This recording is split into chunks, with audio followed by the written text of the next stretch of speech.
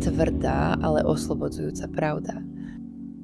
Predstav si nový notebook. Rýchly, výkonný, moderný.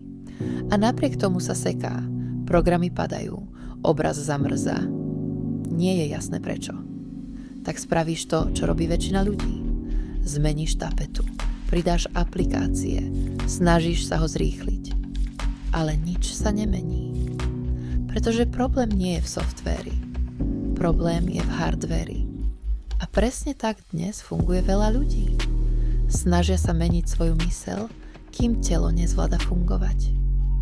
Nie preto, že by robili niečo zlé, ale preto, že začínajú na nesprávnom mieste. Možno nie je čas viac tlačiť. Možno je čas začať telom.